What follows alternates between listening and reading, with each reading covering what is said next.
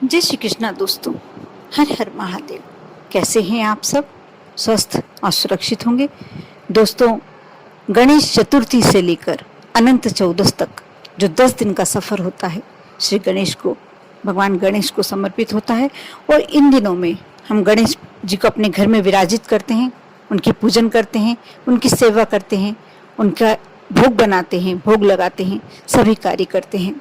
और गणेश जी जिस पर प्रसन्न हो जाते हैं, उसके घर में रिद्धि सिद्धि शुभ लाभ सभी हमेशा के लिए विराजित हो जाते हैं। माँ लक्ष्मी भी वहीं विराजित होती है जहाँ गणेश जी का आशीर्वाद होता है। इसलिए इन 10 दिनों में हम जो भी प्रयास करें गणेश जी की पूजन के लिए, गणेश जी को मनाने के लिए, और हम विसर्जित अवश्य करते हैं श्री गणेश को, लेकिन सिर्फ एक मूर्ति को विसर्जित करते हैं। हम हमेशा आह्वान हमको यही करना चाहिए कि हम सिर्फ आपकी मूर्ति विसर्जित कर रहे हैं, आपका जो चिन्ह है वह विसर्जित कर रहे हैं। आप हमेशा हमारे घर में ही विराजित रहना मन से, और हमारे घर को हमेशा खुशियों से भरपूर रखना। ये तो हुई 10 दिनों की बात। और इसमें जो बुधवार आता है, इन 10 दिनों में जो बुधवार आता है, अपना एक महत्व, अलग ही महत्व लेकर आते हैं, अपना एक अलग ही शक्ति लेकर आता है। क्योंकि बुधवार का दिन वैसे भी श्री गणेश को ही समर्पित होता है, और जो ये गणेश जी के गणेश उत्सव के दिन चल रहे होते हैं, उसमें बुधवार का महत्व अलग होता है। 7 सितंबर बुधवार का दिन पड़ रहा है, और शुभ योग, बहुत ही शुभ योग चल रहे हैं इस बार गणेश उत्सव में। अब बुधवार के दिन यदि धन की कमी है, पैसे की कमी है, घर में आपसी, घर के सदस्यों में आपसी मतभेद है, मन मुटाव है, सामंजस्य नहीं है, या बरकत नहीं है, धन आता अवश्य है लेकिन जल्दी ही खर्च हो जाता है, यदि बहुत ज़्यादा कर्जा चढ़ गया है, या मान प्रतिष्ठा संबंधी कोई समस्या है, आपको जितना मान मिलना चाहिए वह नहीं मिलता, घर में बरकत नहीं है, ऐसी कोई भी परेशानी, बच्चे यदि शिक्षा के क्षेत्र में अग्रणी नहीं है, कैरियर बना नहीं पा रहे हैं, या आपका बच्चे का विवाह होते होते रुक जाता है, जम ही नहीं पा रहा, तो ये सारी समस्याओं का निदान भगवान गणेश के पास है। भगवान गणेश जिस पर भी अपना आशीर्वाद दे देते हैं, लुटा देते हैं, उसके जीवन में कभी भी कोई भी प्रकार की समस्या, क्योंकि इसे इन्हें कहा ही विघ्न हरता जाता है, और विघ्न हरता ही है। इसलिए छोटे छोटे कुछ उपाय कर कर हम अपने जीवन को विघ्नों से दूर कर सकते हैं, भगवान गणेश का आशीर्वाद प्राप्त कर सकते हैं। आज मैं जो उपाय बताने जा रही हूँ बहुत ही सरल और बहुत ही छोटा सा उपाय, जो आपको बुधवार के दिन ही करना है।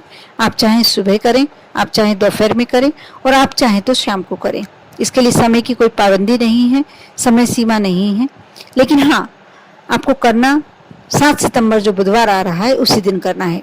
आप सुबह स्नान करके जब स्वच्छ हो जाते हैं, स्वच्छ वस्त्र धारण करते हैं, आप अपने घर में भी कर सकते हैं।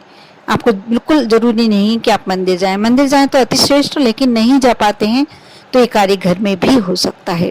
आपको करना ये है कि आप दुर्वा, सभी जानते हैं दुर्वा भगवान गणेश को समर्पित होती हैं। दुर्वा बहुत सारी मात्रा में लगेगी, कम मात्रा में नहीं लगेगी। 21 दुर्वा की एक बंडल बनाना है आपको, एक एक बंडल करके 108 बंडल, 21-21। पूरा उपाय अवश्य सुने, क्योंकि इस उपाय से अवश्य आपकी जिंदगी बदल जाएगी। आपके घर में सुख समृद्धि का वास होगा, और रिद्धि सिद्धि का हमेशा वास रहेगा। माँ लक्ष्मी भी वहीं विराजित होती हैं जहाँ श्री गणेश का सम्मान होता है। उनके मन की सारी इच्छाएं हम पूरी करते हैं, तो वो हमारे मन की इच्छाएं पूरी करते हैं। आप 21 दुर्वा छांट लें, उसकी 21-21 दुर्वा करके आपको 108 बंडल बनाने हैं। उसे कलावे से बांध लें, कच्चे सूत से बांध लें, जो भी आपको आसानी से प्राप्त हो जाए उसे आप बांध कर अलग रखते जाएं। एक एक बंडल गिनते जाएं, उसके बाद 108 बंडल हो जाएं। जब आप दूसरा कार्य मैं बताती हूँ वह करें। कलावा ले लें, और कलावा इतना बड़ा, यदि आप घर के श्री गणेश पे कर रहे हैं तो उतना उनके गले में अच्छे से माला बन जाए, इतना बड़ा आपको कलावा, उससे थोड़ा बड़ा लेना है, क्योंकि दूरबा से में गठान लगा कर आपको माला बनानी है, इसलिए थोड़ा सा कलावा ज़्यादा लगेगा। जितना आपको गणेश जी की गले में डालने के लिए चाहिए उससे डबल आपको कलावा लेना है। यदि आप मंदिर में करना चाहते हैं तो उसके लिए बड़ी कलावे की मात्रा रखनी पड़ेगी, आपको थोड़ा सा लंबा कलावा रखना पड़ेगा। यदि कच्चे सूत से बनाते हैं, लेकिन कच्चा सूत इतना वजन नहीं सहन कर पाता है, इसलिए कलावे से ही बनाएं। आप 108 जो आपने दुर्वा के बंडल बनाए हैं उनको एक एक करके थोड़ी थोड़ी दूरी पर बांध दें और एक माला सामान तैयार कर लें। एक शमी पत्र लें जो बीचों बीच 108 दुर्वा के बंडलों के बीचों बीच उस शमी पत्र को बांध दे। 1 बांध दे, 5 बांध दे, 3 बांध दे, 7 बांध दे, जितने आपको आसानी से प्राप्त हो जाए उतने शमी पत्र आप बांध दें। और उसके बाद उस माला को लेकर यदि आप मंदिर जाते हैं तो मंदिर चले जाएं, अपने घर के श्री गणेश को समर्पित कर दें। और यदि आपने पुष्प तो चढ़ाते ही होंगे, यदि घर में गणेश जी विराजित करके रखें तो पुष्प तो चढ़ाते ही होंगे।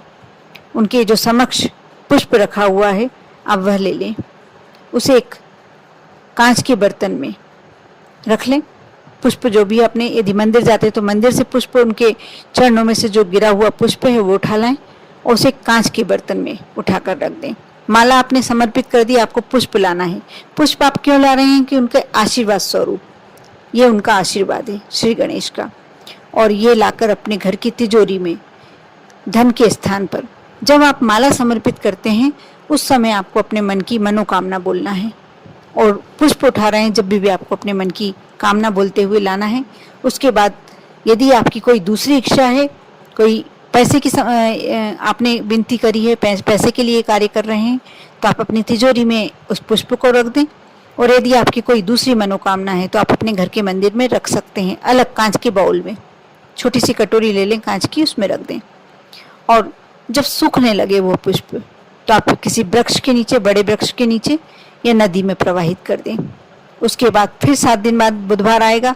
आपने शुरुआत तो गणेश चतुर्थी से अनंत चौदस तक के दिनों में बुधवार के दिन कर लिया, लेकिन आपको यह कार्य लगातार 3 या 5 बुधवार करना है, तभी आपको इसको मन चाहा जो भी आपकी मनोकामना है वो पूरी होगी। आप ये कार्य लगातार 5 बुधवार करें और 5 दिन बाद आपने वह तो ठंडा कर दिया जो भी आपने घर में पुष्प लाए थे, या किसी वृक्ष के नीचे रख सकते हैं। और फिर से बुधवार को यह वही कार्य करेंगे जिस मनोकामना से करेंगे।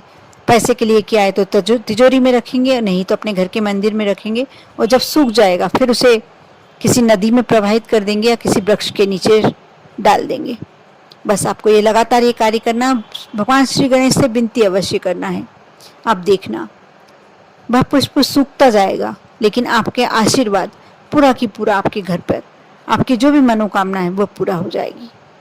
कर देखें, विश्वास बनाए रखें और विश्वास के साथ ही कोई भी उपाय करें। विश्वास बिना कोई उपाय यदि किया भी जाए तो इतना अच्छे से फलीभूत नहीं होता, होने में विलंब होता है। इसलिए अवश्य विश्वास के साथ करें। यह अवश्य सोच बनाए रखें कि मेरा काम तो पूरा होगा ही होगा, तभी आपका काम पूरा होगा।